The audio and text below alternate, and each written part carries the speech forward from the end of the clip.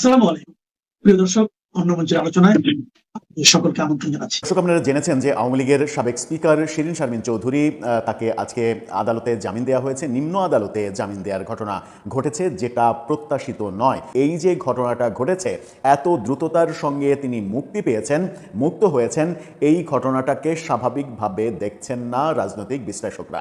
এই ঘটনার পেছনে অনেক যদি কিন্তু রয়েছে, এবং সেই যদি কিন্তুর মধ্যে আন্তর্জাতিক প্রভাব রয়েছে, আওয়ামী লীগের রাজনীতি শুরু করার ইস্যু রয়েছে।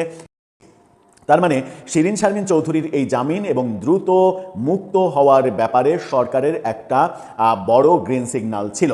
এই গ্রিন সিগন্যাল ছাড়া এটা সম্ভব নয়। তাহলে গ্রিন সিগন্যালটা কেন ছিল?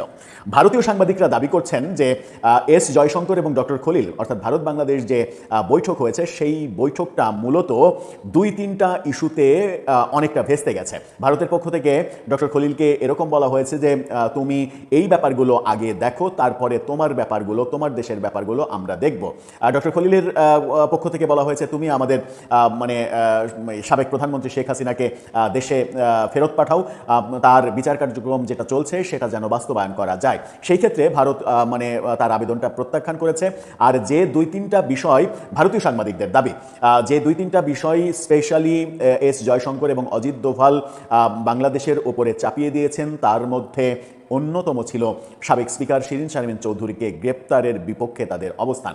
এবং সেখান থেকেই বলা হয়েছে যে এই ব্যাপারে কি পদক্ষেপ নেবে তোমরা, দ্রুত পদক্ষেপ নাও, এটা কোনোভাবেই প্রত্যাশিত নয়। নাম্বার 1, শিরীন শারমিন চৌধুরীর ব্যাপারে তাদের কনসার্ন আছে। নাম্বার 2, ভারতীয় সাংবাদিকরা যে দাবি করেছেন সেটা হচ্ছে যে আওয়ামী লীগের রাজনীতিতে ফেরার পথে বাধা হওয়া যাবে না, গণতান্ত্রিক পরিবেশ তৈরি করতে হবে, সব দলের রাজনীতি করার অধিকার দিতে হবে, এবং সংসদে যে বিল পাস হয়েছে আওয়ামী লীগের নিষেধাজ্ঞা দীর্ঘায়িত করার, এটা করা যাবে না, তাদের নিষেধাজ্ঞা তুলে নিতে হবে এবং তাদেরকে রাজনীতিতে ফিরতে দিতে হবে। এবং সেই ক্ষেত্রে দুইটার যদি আমরা একটু যোগসূত্র খুঁজি, তাহলে শিরীন শারমিন চৌধুরী হতে যাচ্ছেন আওয়ামী লীগের অন্তত ভারপ্রাপ্ত একজন কি বলবো যে প্রতিনিধি, যার নেতৃত্বেই হয়তো আওয়ামী লীগ রাজনীতি শুরু করবে। এবং এই ঘটনা আরেকটা প্রমাণ দেয় যে খুব শীঘ্রই আওয়ামী লীগের ওপরে যে নির্বাহী আদেশে নিষেধাজ্ঞা, সেটাও উঠে যাবে। ভারতের পক্ষ থেকে আরেকটা পয়েন্টে নাকি বাংলাদেশকে বলা হয়েছে, এটা ভারতীয় সাংবাদিকদের দাবি, সেটা হচ্ছে চিন্ময় প্রভু, যাকে গ্রেপ্তার করে অনেকদিন কারাগারে রাখা হয়েছে, সেই ইসকন নেতা চিন্ময় প্রভুর মুক্তির ব্যাপারে ভারতের দৃঢ় অবস্থান তারা ব্যক্ত করেছে। এবং তারা বলেছে চিন্ময় প্রভুকে ইউনূসের আমলে গ্রেপ্তার করে রাখা হয়েছিল, সেটা আমরা দেখেছি, কিন্তু তোমরা সরকারে আসার পরে 2 মাস অতিক্রান্ত হলেও তার মুক্তির ব্যাপারে কোনো পদক্ষেপ নেওয়া হয়নি, ওই মুক্তিটাও নিশ্চিত করতে হবে। এরকম বেশ কয়েকটা দাবি প্রস্তাবনা ভারতের পক্ষ থেকে দেওয়া হয়েছিল। আজকে শিরীন শারমিন চৌধুরীর মাত্র 6 দিনের মাথায়, তাও আবার নিম্ন আদালতেই জামিন পাওয়া এবং জামিনের 4 ঘন্টার মধ্যে তার কারাগার থেকে মুক্ত হওয়া, এই ঘটনাগুলো কেন যেন ভারতীয় সাংবাদিকদের ওই কথার সঙ্গে মিলে যাচ্ছে। যদি সত্যিই মিলে যায়, তাহলে সাবেক রাষ্ট্রপতি আব্দুল হামিদ, নারায়ণগঞ্জের সাবেক মেয়র সেলিনা হায়াত আইভি, কিংবা আওয়ামী লীগের নেতা সাবির হোসেন চৌধুরী, তাদেরকে নিয়ে আওয়ামী লীগের নতুন নেতৃত্বের যে গুঞ্জন শোনা যাচ্ছিল, সেই গুঞ্জনগুলোকে পাশ কাটিয়ে কিংবা পেরিয়ে শিরীন শারমিন চৌধুরী হতে যাচ্ছেন আওয়ামী লীগের নতুন ভারপ্রাপ্ত কাণ্ডারি। সম্ভবত সেই ব্যাপারে আওয়ামী লীগের উচ্চ পর্যায়েরও গ্রিন সিগন্যাল রয়েছে, এবং শিরীন শারমিন চৌধুরীকে আগামী কিছুদিনের মধ্যে রাজনীতিতে সক্রিয় দেখলেও অবাক হওয়ার কিছু থাকবে না। এই যে তাকে জামিন দেওয়া হলো, তার বিরুদ্ধে যে আরও 5টা মামলা রয়েছে, কোনো মামলাতেই তাকে গ্রেপ্তার দেখানো হয়নি কিংবা গ্রেপ্তারের আবেদন জানানো হয়নি, এটাও খুব গুরুত্বপূর্ণ ব্যাপার। কারণ তার বিরুদ্ধে আরও 5টা মামলা রয়েছে, সরকার ইচ্ছা করলেই অন্য আরেকটা মামলায় শোন অ্যারেস্ট দেখাতে পারত, এবং সেই মামলাগুলোতেও তিনি নিজে মুক্ত থেকে জামিন নিতে পারবেন, কিংবা তদন্ত প্রতিবেদনে যদি চার্জশিটে যদি তার নামই না আসে, তাহলে সেই মামলাগুলো থেকে এমনিতেই তিনি খালাস পেয়ে যাবেন। এই ব্যাপারগুলো ঘটতে যাচ্ছে সম্ভবত।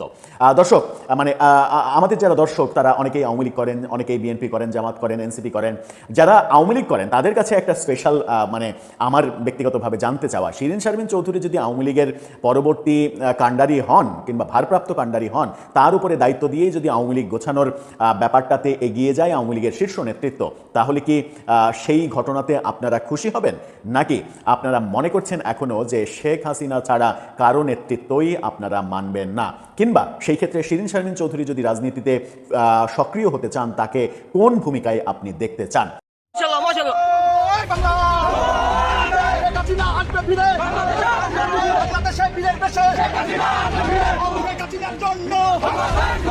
আমি বরাবরই যা বলে এসেছি যে আমি রাজনৈতিক পরিবারের সন্তান এবং আমি রাজপথে ছিলাম, আমি রাজপথে থাকবো গণতন্ত্রের জন্য, আওয়ামী লীগের জন্য, বাংলাদেশের জন্য। অবশেষে আওয়ামী লীগকে নিষিদ্ধের প্রতিবাদে প্ল্যাকার্ড হাতে রাজপথে এবার সোহেল তাজ। বিএনপিকে হুঁশিয়ারি দিয়ে যা বললেন তিনি। সম্প্রতি দেশের মানুষের এবং বিরোধী দলের মতামতকে উপেক্ষা করে তড়িঘড়ি করে সংসদে আওয়ামী লীগ নিষিদ্ধের বিল পাশ করা হয়। বিএনপির এমন আত্মঘাতী সিদ্ধান্তের কারণে এটি নিয়ে তৈরি হয়েছে নানান সমালোচনা। এটা তো প্রতিহিংসার রাজনীতি চলে দেশে, অন্য কিছু তো দেখিনি। দেশের জনগণ যদি চায় তাহলে অবশ্যই আওয়ামী লীগ আবার ফিরে আসবে দেশে। আওয়ামী লীগের প্রতি এখন 70%-এরও বেশি জনগণ এখন আওয়ামী লীগকে তারা আবার দেখতে চায়। আওয়ামী লীগকে নিষিদ্ধ করার যে পায়তারা চলছে এটা ধরে টিকবে না। যে বিরোধী দল জামায়াত কিনা আওয়ামী লীগ নিষিদ্ধে সোচ্চার ছিল, আজ তারাই আওয়ামী লীগ নিষিদ্ধের বিরুদ্ধে। এই বিলটা হলো একটি গণহত্যাকারী সন্ত্রাসী সংগঠনের নিষিদ্ধকরণ সংক্রান্ত একটা অ্যামেন্ডমেন্ট। আমরা তার দায় নিতে চাই না, এই জন্য আমরা এখন সংসদ থেকে ওয়াক আউট করছি। বিএনপির সমস্ত ভুলই ছিল মানুষকে ধোঁকা দেওয়া এবং প্রতারণা করা। এবার আওয়ামী লীগ নিষিদ্ধের প্রতিবাদে রাজপথে নামল তাজউদ্দিন আহমেদের ছেলে সোহেল তাজ। বিএনপিকে 24 ঘন্টার আলটিমেটাম দিয়ে যা বললেন তিনি। আমি বরাবরই যা বলে এসেছি যে আমি রাজনৈতিক পরিবারের সন্তান এবং আমি রাজপথে ছিলাম, আমি রাজপথে থাকবো গণতন্ত্রের জন্য, আওয়ামী লীগের জন্য। সোহেল তাজ বলেন, বিএনপির সাথে আমাদের কোনো শত্রুতা নেই, সবাই মুক্তিযুদ্ধের পক্ষের লোক। আমি মনে প্রাণে আওয়ামী লীগ, কিন্তু কোনো দলকে নিষিদ্ধ করার এখতিয়ার এই সরকারের নেই। এটা বাংলাদেশের মানুষ ঠিক করবে। এদেশে আওয়ামী লীগের 50% সমর্থন আছে। এদেশে আওয়ামী লীগের রাজনীতি ছাড়া বাংলাদেশ কল্পনা করাও কঠিন। সোহেল তাজ আরও বলেন, যদি আওয়ামী লীগের নিষেধাজ্ঞা তুলে না নেওয়া হয় তাহলে রাজপথে থেকেই আমরা সেটার মোকাবেলা করব।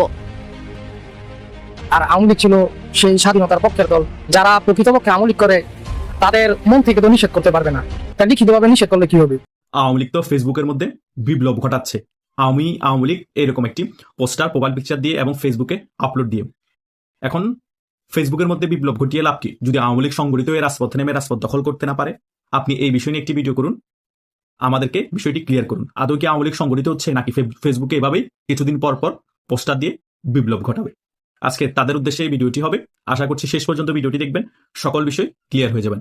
প্রথমত আমাদের একটা জিনিস লক্ষ্য রাখতে হবে যে আওয়ামী লীগের কার্যক্রম এখন নিষিদ্ধ আছে। আওয়ামী লীগ চাইলেও রাজপথে খুব ইজিলি সংগঠিত হয়ে রাজপথ দখল করতে পারছে না। সো এখন আওয়ামী লীগের সবচেয়ে বড় হাতিয়ার কি? Social media. আওয়ামী লীগকে সোশ্যাল মিডিয়াতে এখন যুদ্ধ চালিয়ে যেতে হবে। সোশ্যাল মিডিয়াতে যুদ্ধ চালিয়ে যেতে যেতে সোশ্যাল মিডিয়াতে এইরকম বিপ্লব ঘটাতে ঘটাতে এক সময় সারা বাংলাদেশের জনগণ উজ্জীবিত হয়ে যাবে, আওয়ামী লীগের কর্মীরা উজ্জীবিত হয়ে যাবে, তারপরে সংগঠিত হয়ে রাজপথে নেমে রাজপথ দখল করতে পারবে। এখন যদি রাজপথও ভালোভাবে আমরা নামতে না পারি, সোশ্যাল মিডিয়াতে আমরা উজ্জীবিত না থাকি, বিপ্লব ঘটাতে না পারি, তাহলে আওয়ামী লীগ নামের যে রাজনৈতিক দলটা আছে সেটা কি থাকবে? মানুষ অটোমেটিক্যালি ভাবে সেটাকে ভুলে যাবে। সো বাংলাদেশ আওয়ামী লীগ যে বাংলাদেশের মধ্যে কতটুকু জনপ্রিয় রাজনৈতিক দল এবং কত কোটি মানুষ বাংলাদেশ আওয়ামী লীগকে ভালোবাসে সেটা জানান দিতে হবে। অলরেডি ফেসবুকের বিপ্লবের মাধ্যমে, আমি আওয়ামী লীগ পোস্টারিং এর মাধ্যমে মোটামুটি সারা বাংলাদেশে জানান দেওয়া হয়ে গিয়েছে। সারা বাংলাদেশে অ্যাক্টিভলি এখনো 8 থেকে 9 কোটি মানুষ বাংলাদেশ আওয়ামী লীগকে মনে প্রাণে ভালোবাসে, সমর্থন করে। শুধু এই 2-3 দিনে 6 কোটি প্লাস ফেসবুকে পোস্ট হয়েছে আমি আওয়ামী লীগ পোস্টার। এটার কারণে অনেকেই বলা শুরু করে দিয়েছে আওয়ামী লীগ ফেসবুকের মধ্যে বিপ্লব ঘটিয়েছে। আওয়ামী লীগ এখন ফেসবুকে বিপ্লব ঘটিয়েছে, কিছুদিন পরে রাজপথে নেমে রাজপথ দখল করে আওয়ামী লীগ বিপ্লব ঘটাবে। কথা বুঝতে পেরেছেন? আগামীতে যুদ্ধ হবে এইরকম সোশ্যাল মিডিয়ার যুদ্ধ। যার হাতে সোশ্যাল মিডিয়া নিয়ন্ত্রিত থাকবে, যে সোশ্যাল মিডিয়া নিয়ন্ত্রণ করতে পারবে, সেই যুদ্ধে জয়লাভ করবে। এখন মোটামুটি আওয়ামী লীগ সোশ্যাল মিডিয়ার যুদ্ধে জয়লাভের পথে। কিছুদিন পরে সম্পূর্ণরূপে আওয়ামী লীগ সোশ্যাল মিডিয়ার যুদ্ধে জয়লাভ করবে এবং সেই জয়লাভের ফলে আওয়ামী লীগ রাজপথে নেমেও জয়লাভ করবে। এই আওয়ামী লীগকে কেউ ঠেকাতে পারবে না। এটা আমি সবসময় কিছুদিন পর পরে এই কথাগুলো বলি। তার মেইন রিজন হচ্ছে অনেকে 2-3 দিন পর হাল ছেড়ে দেন। হাল ছাড়বেন না ভাই, কারণ বাংলাদেশ আওয়ামী লীগ কোনো সাধারণ রাজনৈতিক দল না। বাংলাদেশ আওয়ামী লীগ একটি ইতিহাসের নাম। বাংলাদেশ আওয়ামী লীগের সাথে এই বাংলাদেশের ইতিহাস জড়িত আছে। এখন হয়তোবা ষড়যন্ত্রমূলক একটি গণ অভ্যুত্থানের মাধ্যমে আওয়ামী লীগের পতন হয়েছে। 2 বছর হয়ে গেল আওয়ামী লীগ একটি কোণঠাসা অবস্থায় আছে। বিএনপি এখন ক্ষমতায় আছে, তারা মামু ভাইগনারা মিলে একটু শক্তিপূর্ণ অবস্থায় আছে। তারা গায়ে জোর দিয়ে আওয়ামী লীগের কার্যক্রম সংসদ আইন পাশ করে নিষিদ্ধ করে রেখেছে। এইরকম আওয়ামী লীগকে ইহিয়া খানও নিষিদ্ধ করেছে, আইব খানও নিষিদ্ধ করেছে। তারা ইতিহাসে কোথায়? তারা ইতিহাসে ভিলেন হয়ে আছে, কিন্তু ইতিহাসে বাংলাদেশ আওয়ামী লীগ একটি রাজনৈতিক ব্র্যান্ড, রাজনৈতিক দল হিসেবে আছে। সেম এখনো এই তারেক জিয়া ইতিহাসে ভিলেন হয়ে থাকবে। আবার সেম বাংলাদেশ আওয়ামী লীগ দাপটের সহিত বাংলাদেশের রাজনীতি ফিরে আসবে। হয়তোবা শেখ হাসিনা বেঁচে থাকলে শেখ হাসিনা আবার প্রধানমন্ত্রী হবে, না হলে শেখ হাসিনার পুত্র সজীব ওয়াজেদ জয় প্রধানমন্ত্রী হবে, তা না হলে সাইমা ওয়াজেদ পুতুল প্রধানমন্ত্রী হবে। ইতিহাসে ওনারাই আবার হিরো হবে, এই তারেক জিয়া ভিলেনই থাকবে। কোন রাজনৈতিক দলকে গায়ের জোর দিয়ে নিষিদ্ধ করে তার আদর্শ ধ্বংস করা যায় না, তার জনপ্রিয়তা কমানো যায় না। বরং এইরকম সংসদ আইন পাশ করিয়ে নির্বাহী আদেশের মাধ্যমে ডক্টর মতো নিষিদ্ধ করলে ওই রাজনৈতিক দলের জনপ্রিয়তা আরো বাড়ে। আওয়ামী লীগের জনপ্রিয়তা সবাই মনে করেছিল অনেক কমে গিয়েছে, কিন্তু 5 আগস্টের পরবর্তী সময় যতটুকু না কমে গিয়েছে আওয়ামী লীগের জনপ্রিয়তা, তার থেকে দ্বিগুণ বেড়ে গিয়েছে আওয়ামী লীগের জনপ্রিয়তা। এখন এই বারবার নিষিদ্ধ খেলার কারণে আরো জনপ্রিয়তা বাড়ছে। এখন বরং বিএনপির ভোট কমছে, বিএনপির কিছু ভোট জামাতের পক্ষে চলে যাচ্ছে, কিছু ভোট এখন আওয়ামী লীগের পক্ষে চলে এসেছে। আগামীতে যদি কোনো একটি ফ্রি অ্যান্ড ফেয়ার নির্বাচন দেওয়া হয়, সেই নির্বাচনে আওয়ামী লীগ অংশগ্রহণ করে নির্বাচনে বিএনপি থেকে জামাত ইসলাম বেশি ভোট পাবে, আর আওয়ামী লীগ 50%-এর উপর ভোট পাবে। 200-র উপর আসন পেয়ে আওয়ামী লীগ আবার সরকার গঠন করবে। বিএনপি হয়তোবা 50 থেকে 55টা আসন পাবে, আর সবগুলো আসন জামাত এবং অন্যান্য স্বতন্ত্র প্রার্থীরা পাবে। এই অবস্থা হবে বাংলাদেশের মধ্যে। এটা একমাত্র বিএনপির ভুল রাজনীতির কারণে হবে। বিএনপির প্রতি জনগণের একটা সিম্পেথি ছিল। 20 বছর ক্ষমতার বাইরে আওয়ামী লীগের 16 বছর শাসনামলে কিছু না কিছু হলো, দমন নিপীড়ন হয়েছে, জেল জুলুমও হয়েছে। সেই কারণে জনগণ মনে করেছিল আওয়ামী লীগ সরকারের পতন করেছে আমরা রাজপথে নেমে, যেভাবে হোক মেটিকুলাস ডিজাইন করে হোক, আমেরিকা সিআই টাকা ফান্ডিং এর মাধ্যমে হোক, রাজাকারের নাতিপুতিদের ষড়যন্ত্রমূলক ভাবে হয়েছে তো আওয়ামী লীগের পতন। তখন জনগণ মনে করেছিল আগামী নির্বাচনে যদি বিএনপি ক্ষমতায় আসে, বিএনপি দেশের মধ্যে গণতান্ত্রিক প্রক্রিয়া ফিরে আনবে, সকল মানুষকে রাজনীতি করার অধিকার দিবে, সমালোচনা করার অধিকার দিবে, দেশের মধ্যে গুম খুন হত্যার রাজত্ব বন্ধ করবে, দেশের মধ্যে দুর্নীতি বন্ধ করবে, চাঁদাবাজি বন্ধ করবে। এটা আশা রেখেছিল। যেভাবে করে 5 আগস্টের পরবর্তী সময় এই টোকাই সমন্বয়কদের কাছে আশা রেখেছিল জনগণ, সেটা একেবারে ধ্বংস করে দিয়েছে। টোকাই সমন্বয়করা গুম খুন হত্যা চাঁদাবাজি টাকা পাচার এই সকল বিষয় করে সেম বিএনপির উপরে যে আশাটা রেখেছিল জনগণ, এই বিএনপি 2 মাসের কাছাকাছি সময়ে শুরুতেই সকল কিছু ধ্বংস করে দিচ্ছে। প্রথমত বিএনপির এক মন্ত্রী ক্ষমতার চেয়ারে বসেই হয়ে শুরু করে দিয়েছে সমঝোতার ভিত্তিতে টাকা নিলে সেটা চাঁদাবাজি না। এবং দেশের মধ্যে পেট্রোলের ডিজেলের সংকট, বিএনপির অনেক মন্ত্রী বলছে দেশের মধ্যে কোনো ডিজেল পেট্রোলের সংকট নাই, আমাদের কাছে অনেক ডিজেল এবং পেট্রোল আছে। কিন্তু জনগণ পেট্রোল পাম্পে গিয়ে দেখেছে পেট্রোল পাম্প বন্ধ, ডিজেল এবং অকটেল না পেয়ে মানুষ মারামারি করছে একে অপরের সাথে।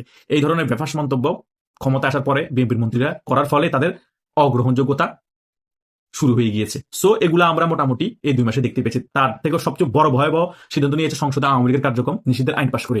এর ফলে এই গত একদিন আগে 101 জন সাংবাদিক বিবৃতি দিয়েছে, এটা ঠিক হয়নি। সাধারণ জনগণের আপনারা প্রতিক্রিয়া দেখেন, সাংবাদিকরা দেখাচ্ছে বিভিন্ন মিডিয়ায়, বিএনপির অনেক সমর্থক বলতেছে, আমি বিএনপি করেও বলতেছি আওয়ামী লীগকে নিষিদ্ধ করা ঠিক হয়নি। আওয়ামী লীগ 100% বাংলাদেশে আবার রাজনীতিতে ফিরে আসবে। সকলের মতামত এটা, বাংলাদেশের 95% মানুষের মতামত এটা। বিএনপি বলেন আর আওয়ামী লীগ বলে অন্যান্য সমমনা রাজনৈতিক দল বলে, তারা এই জিনিসটা বুঝতে পেরেছে। বিএনপি যারা নীতি নির্ধারক আছে, যিনি প্রধানমন্ত্রী, তিনি কি বুঝতে পারেন নাই যে আমার এই সিদ্ধান্ত বুমেরাং হয়ে যেতে পারে, হিতে বিপরীত হয়ে যেতে পারে।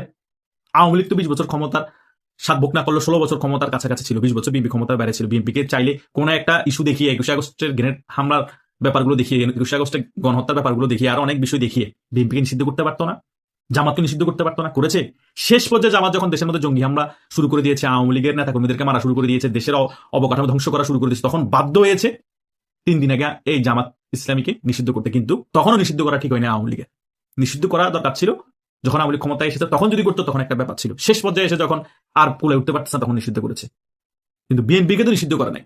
আমি বাংলাদেশের কোন রাজনৈতিক দল নিষিদ্ধ হোক সেটার পক্ষে, সেটা জামাত ইসলামী হোক, বিএনপি হোক, সেটা আওয়ামী লীগ হোক, অন্যান্য দল হোক। জামাত ইসলামীকে একেবারে নিষিদ্ধ করলে 1971 সালের পরে নিষিদ্ধ করে রাখা উচিত ছিল, কারণ তারা মুক্তিযুদ্ধের পরাজিত শক্তি, আমাদের দেশের বিপক্ষে তারা অবস্থান নিয়েছিল। তখনই একেবারে তাদের সাথে ব্যাপারগুলো মীমাংসিত করে ফেলা উচিত ছিল। পরবর্তীতে মীমাংসিত না করে আওয়ামী লীগ 96 সালে তাদের সাথে জোট করে, পরে বিএনপি করে, এভাবে করে জামাত ইসলামী সার্ভাইভ করে গিয়েছে, এখনো সার্ভাইভ করে যাচ্ছে। তারা সবসময় ক্ষমতার অংশ হতে চেয়েছে। আওয়ামী লীগ 16 বছর ক্ষমতায় থাকার পর তখনও নিষিদ্ধ করে না। শেষ পর্যায়ে যখন আওয়ামী লীগের অবস্থা খারাপ, তখন তারা নিষিদ্ধ করেছে। সো আমি নিষিদ্ধের রাজনীতিতে বিশ্বাস করি না। মতাদর্শ দিয়ে মতাদর্শকে ফেস করতে হবে, জনগণের কাছে ছেড়ে দিতে হবে কে নিষিদ্ধ, কার গ্রহণযোগ্যতা বাংলাদেশের মধ্যে আছে, কার গ্রহণযোগ্যতা নাই। সো আওয়ামী লীগকে আগামী নির্বাচনে অংশগ্রহণ করতে দেন, জনগণই নিষিদ্ধ করে দিবে ভোট দিতে, ভোট না গিয়ে এবং বা ভোট না দিয়ে আওয়ামী লীগকে। তাই নয় কি? এবারও যদি আপনারা আওয়ামী লীগকে নির্বাচন অংশগ্রহণ করতে দিতেন, জনগণই ডিসাইড করতো যে আওয়ামী লীগ বাংলাদেশে কি নিষিদ্ধ হয়ে যাবে, আওয়ামী লীগের গ্রহণযোগ্যতা বাংলাদেশে আছে নাকি নাই। জনগণ তাদেরকে ভোট না দিয়ে মুসলিম লীগের মতো করে দিত, অটোমেটিক্যালি ভাবে আওয়ামী লীগ রাজনীতিতে থাকলো, নিষিদ্ধ হয়ে থাকতো। সেটা তো আপনার করার না। তার মানে আপনাদের মনে ভয় ছিল আওয়ামী লীগের আগে যে জনপ্রিয়তা ছিল তার থেকে বেশি বেড়ে গেছে আওয়ামী লীগের জনপ্রিয়তা। কোনোভাবে যদি আওয়ামী লীগ নির্বাচনে অংশগ্রহণ করে, কলা গাছও দাঁড়ালে কলা গাছও আওয়ামী লীগের জয়লাভ করবে। সো আপনাদেরকে বনের বাগে খায়নি, মনের বাগে খেয়ে ফেলেছে। সে কারণে আপনারা আওয়ামী লীগকে আগে ভাগে নির্বাহী আদেশের মাধ্যমে ডক্টর ইউনূসকে সিস্টেম্যাটিক ভাবে খেলাগুলো শিখিয়ে দিয়ে নির্বাহী আদেশের মাধ্যমে আওয়ামী লীগকে নিষিদ্ধ করে দিয়েছেন বা কার্যক্রম নিষেধাজ্ঞা দিয়ে দিয়েছিলেন, যাতে নির্বাচন অংশগ্রহণ করতে না পারে। পরে মামু ভাইগনা নির্বাচন দিয়ে আপনারা ক্ষমতা ভাগাভাগি করে নিয়েছেন। সো এগুলোতে কোনো লাভ নাই, কিছুই হবে না। আওয়ামী লীগ এখন ফেসবুকের মধ্যে বিপ্লব ঘটিয়েছে, অনলাইনে বিপ্লব ঘটিয়েছে, কিছুদিন পরে সংগঠিত হয়ে আওয়ামী লীগ রাজপথে বিপ্লব ঘটাবে। ঠেকাতে পারবেন না, এটা ইতিহাস বলে, আর এটা বাস্তবেই ঘটবে। আপনারা খুব শীঘ্রই সেটা দেখতে পাবেন। বিএনপি 6টি বৃহৎ শক্তির ফান্দে পড়ে আটকে আছে। এখন বিএনপি কান্দে। পিনাকি ভট্টাচার্য তার গবেষণার মাধ্যমে স্পষ্ট করে দেখিয়েছেন যে বিএনপি সরকার ফাঁদে পড়েছে এবং তার পুতুল তারেক রহমান পাপেট সরকার। অনেকে বলছেন যে বাক প্রতিবন্ধী প্রধানমন্ত্রী, অনেকে বলছেন যে বোবা প্রধানমন্ত্রী জনাব শিশু মুক্তিযোদ্ধা তারেক রহমান। কথা বলতে পারছেন না কেন, চুপচাপ কেন? আসলে ফাঁদে পড়ে আটকে আছেন। আপনাকে যারা ক্ষমতায় এসেছেন এখন তাদের কথার বাইরে কিছু করতে পারছেন না। যারা ক্ষমতায় এনেছে তাদের দালালি করতে হচ্ছে, তাদেরকে চাপতে হচ্ছে। তো দর্শক, আমির জামাত বলেছেন আন্তর্জাতিক প্রভাবমুক্ত হতে পারছে না বাংলাদেশ। এখন বাংলাদেশ বিএনপি নেতৃত্বে আন্তর্জাতিক প্রভাবমুক্ত হতে পারছে না। এর মানে কি বিএনপি সরকার স্বাধীন নয়, নিরুপায়। মনে রাখবেন 6টা বৃহৎ শক্তির ফাঁদে পড়ে আছে বিএনপি, তাদের কথা চলতে হয়। আর এই কারণেই আমরা বিএনপিকে গালি দিই যে কেন গৌমাতাজি বাতিল করেছে অমুক তমুক। কারা? প্রথম হচ্ছে আমেরিকা। আমেরিকা কনসার্নের বাইরে বিএনপি সরকার কিছুই করতে পারছে না। অতএব আমরা যতই বলি, যতই আশ্চর্য হই, আমেরিকার কথার বাইরে একটা টু শব্দ বিএনপি সরকার করতে পারে না। দলিত দিলাম। এরপরে হচ্ছে ভারত। এই যে 6 বৃহৎ শক্তির, একটা হচ্ছে আমেরিকা, একটা হচ্ছে ভারত। এই যে দেখেন 72 সংবিধানের পক্ষে বিএনপি কথা বলতে হচ্ছে, অথচ বিএনপি 72 সংবিধানের সবচেয়ে বড় শত্রু। জামাত শত্রু না, কারণ জামাত অতীত ক্ষমতা আসেনি, এবারও ক্ষমতা আসেনি। 72 সংবিধানকে যা করেছে, ধর্ষণ করেছে বিএনপি, জামাত তো করার সুযোগই পায়নি। তো সেইখানে বিএনপিকে এখন 72 সংবিধানের পক্ষে বলতে হচ্ছে, অথচ বিএনপির স্ট্যান্ড ছিল 72 সংবিধানকে ছুঁড়ে ফেলা, এবং ছুঁড়ে ফেলেছিল। জিয়াউর রহমান এসে সর্বপ্রথম 72 সংবিধানকে ছুঁড়ে ফেলেছিল, খালেদা জিয়া ছুঁড়ে ফেলার হুমকি দিয়েছিল। সেই বিএনপিকে 72 সংবিধানের পক্ষে বলতে হচ্ছে। এটা হচ্ছে বিএনপি যে ভারতের ফান্দে আটকা, তার দলিল। তৃতীয় হচ্ছে ডিজিএফআই। ডিজিএফআই ক্লিয়ারেন্স ছাড়া বিএনপি সরকার কিছু করতে পারে না। কারণ কেন এইসব শক্তির ফাঁদে আটকা? কারণ এই শক্তিগুলো মিলে বিএনপিকে ক্ষমতা এনেছে। যেমন গুম অধ্যাদেশ বাতিল, এটা তো বিএনপি করারই কথা না, বিএনপি তো গুমের ভিকটিম। কিন্তু ডিজিএফআই বলেছে যে না, গুম যেহেতু আমরা করেছি, সামনেও আমরা করতে পারি, অতএব বাবারা এই গুম অধ্যাদেশ বাতিল করো, নইলে তো আমাদেরকে পুলিশ এসে ধরবে। এটা কি হয়? আমি ডিজিএফআই মহাপরিচালক, আমাকে পুলিশ ধরে নিবে বা নিচ্ছে? এটা তো হয় না। আমি লেফটেন্যান্ট জেনারেল, মানে সেনা প্রধান হওয়ার যোগ্য, সামনে আমি জেনারেল হতে পারি হয়তো, ভাগ্য ভালো থাকলে, আর পুলিশ এসে আমাকে ধরবে গুমের কারণে? এটা তো হয় না। কিসের গুম অধ্যাদেশ বাতিল করো? ডিজিএফআই কথায় বাতিল করতে হয়েছে। এমনকি পৃথক সচিবালয় অধ্যাদেশ বাতিল কেন করতে হয়েছে? ওটাও হচ্ছে ওই ডিজিএফআই বা আরো অনেকের কথা। কারণ তারা দেখাচ্ছে যে যদি বিচার বিভাগ স্বাধীন হয়, তাহলে বাংলাদেশের সবচেয়ে পাওয়ারফুল উইং থাকবে বিচার বিভাগ, তখন ডিজিএফআই পাওয়ার কমে যাবে। এই জন্য সবাই মিলে এই বিচার বিভাগ স্বাধীন করা থেকে বিএনপিকে বিরত রেখেছে। এরপরে আছে মিডিয়া। মিডিয়া বিএনপিকে ক্ষমতা আনতে মারাত্মকভাবে সহায়তা করেছে। মিডিয়ার কাছেও বিএনপি ধরা।